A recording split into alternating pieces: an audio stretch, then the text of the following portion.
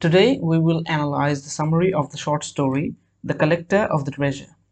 The Collector of Treasures is a short fiction by the South African Botswanan author Bessie in 1977. Bessie was a daughter of an upper-class European lady and a black laborer, and the fact was, neither of the society accepted her. She eventually settled in Botswana City. There she used to go to the local villages, listen to their stories, and started using those stories in her own work.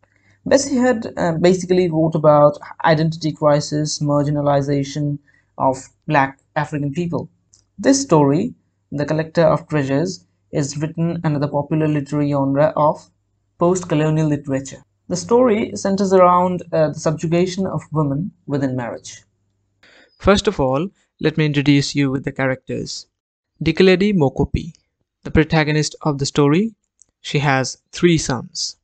Garisego Mokopi, husband of Dikeledi. Paul Thebolo, the newly settled neighbor beside Dikeledi's house. Kenelepi Thebolo, wife of Paul Thebolo. Kebanye, one of the 4 women prisoners sharing the same cell with Dikeledi. Banabose, the elder son of Dikeledi. These are the major characters, but there are other characters too. We will come to them during the discussion. The story starts with a woman who is being carried to Botswana's long-term prison. When the police van arrived near the prison, the policeman took the woman to the warder's office. The warder recorded her details. Her name was Dikeledi Mokopi.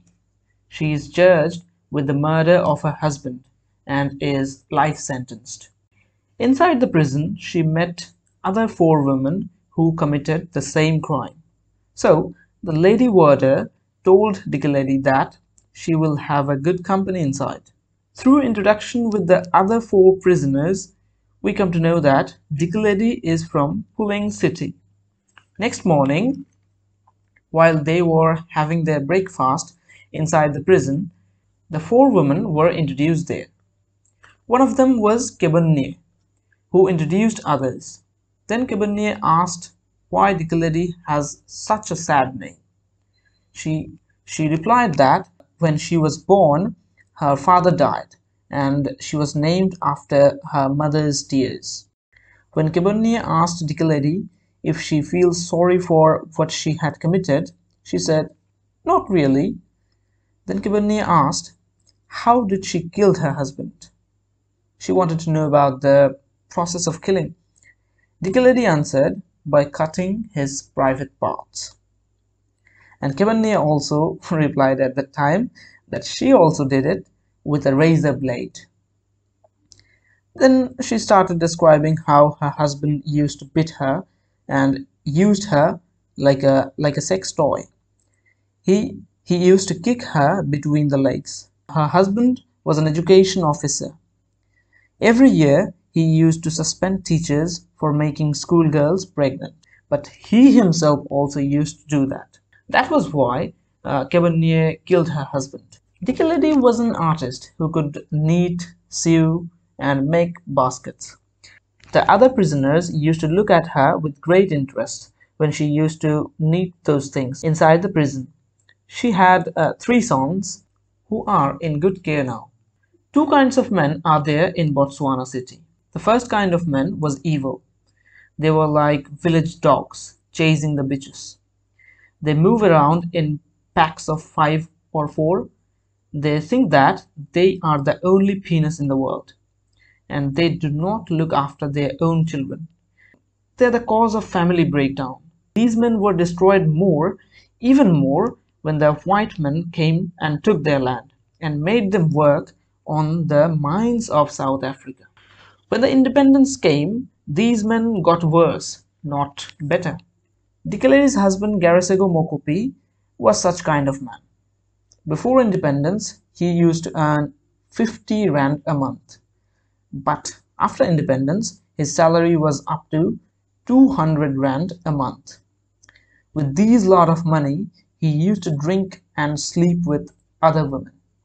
Dikeledi could not read or write well. She was a traditional woman. Maybe that was the cause her husband left her. There was another kind of man in Botswana City who could build a better life for himself and his family. They loved their wife and children. Paul Thibolo was such kind of man. Paul and his wife Penelope, with their three children, came to live in Puleng City in 1966, the year of independence. Paul was a headmaster in a primary school. Dicklady and Paul's wife, along with some other women, started building a mud hut for them. Soon, these two women were very close friends, like two sisters. Dicklady made all the dresses for her friend Penelope's family, but she refuses to get paid. So Paul Thibolo wanted to pay her in some other way. Every time she made dresses for the Thibolo family, Paul gave her some groceries. Dicklady admires Penelope of having such a good husband. Penelope once asked Dicklady why married a man like Garasego. She replied that she wanted to get rid of her uncle, who took her as a burden. Garasego was one of her uncle's friends, who proposed her in marriage. One day, Penelope proposed Dicklady that she should get another man, as it was not good for a woman to stay alone.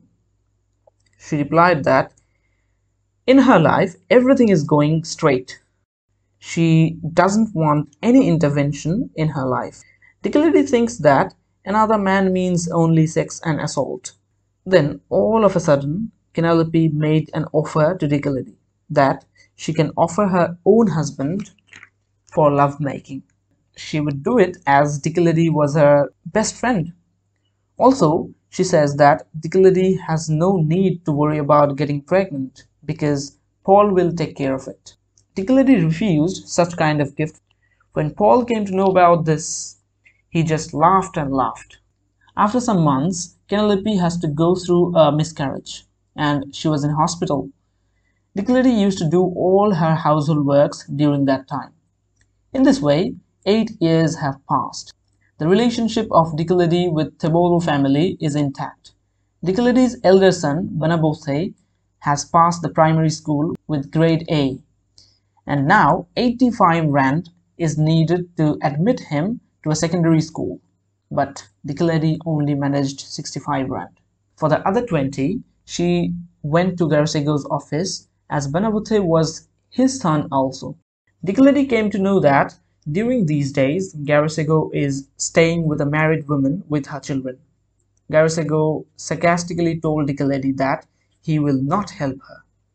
Rather, she should take the money from Paul Thibolo, who is helping them for many years. And Garasego believes that Dicklady nowadays is sleeping with Paul. After hearing all this, without saying anything, Dicklady get out of that place. After listening all this, Paul got very angry with Garasego, and he punched him in the eye. Garasego's eye got swelled up, and when everyone asked about his eye, he very loudly says, "It is done by my wife's lover." This news got spread in the local like a flame. Everybody liked hearing that Good man like. Paul Thibault can also be bad. One day, Garasego wrote a letter to Dicklady and sent it through the hand of his elder son, Banabose. The letter told that Garasego is coming tonight. Dicklady understood that he is only coming to exploit her. She got very angry. After thinking about it for a long time, she wrote that she will do everything he wants. Garasego came at the sunset and found everything ready as he wanted. Dicklady has prepared everything. Though Garasego wished to see Paul Thibolo, but he couldn't see him.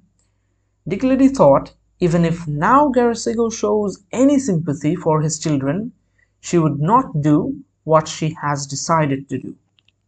But it was all in vain. He did not show any emotion to any of his child.